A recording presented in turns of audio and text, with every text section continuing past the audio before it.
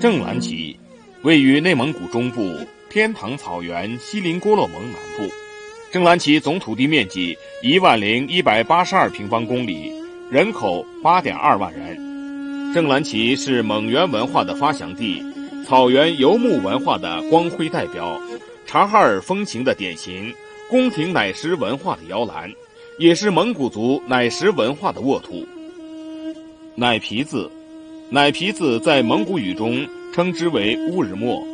鲜奶倒入锅中，软火烧开煮沸，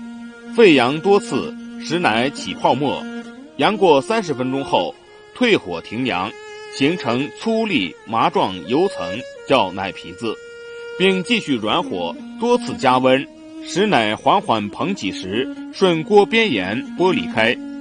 贴锅多次加入生奶，促使奶皮增厚，但一定要掌握好火候和加奶量，争取获得厚奶皮。每隔2小时加温加奶一次，共加3至4次即可。火小，奶皮单薄；火大，烧焦奶味。煮沸过的奶子待锅放在阴凉处，充分凝集后，第2天微微加热之后，剥离周边，取出奶皮子，放在平板上折叠成半圆形，中间可加糖和炒米粉，放在通风阴凉处晾干。奶豆腐，奶豆腐在蒙古语中称之为呼日德。制作奶豆腐的原料是撇清油脂的酸奶子。鲜奶用纱布过滤后，倒入木桶或陶罐中，天气热时放置1至2天，天气凉时放置3至7天的时间，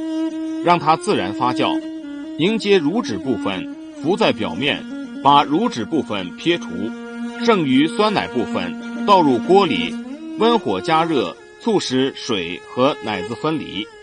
用爬犁挡住好块，把乳清水取出来榨乳清，留稠乳凝结块，用小木勺或专用勺连续反复多次的揉搓，烤干乳清液变成柔软团块后，可以上模成型。冷却后脱开模子晾干，什么样的模子出现什么样的形状，所以以模内刻字、刻花雕图案，增加美观。出锅前加糖，使之成为甜奶豆腐。黄油，黄油在蒙古语中称之为昔日桃酥。将白油包括乳油、酸奶油、奶皮子油加热煮沸，分离出来的金黄油叫黄油，靠油剩余的叫黄油渣。黄油在高温时成为液体状，天冷变成固体，低温时容易开裂容器，所以牧区到冬季用杨柳味盲肠装黄油，不怕碰撞，不易折碎冻裂。图德，将奶豆腐粉碎后加糖、加黄油、加油渣，用黄油加热混合均匀，下模子成型，叫图德。模子越小越好，2公分左右，以刻各种图案，外形有圆形、方形、桃形、5星形。原料中加色加调味剂，使其多样化。隆重庆典摆盘属于上等品，比点心具有民族地方特色。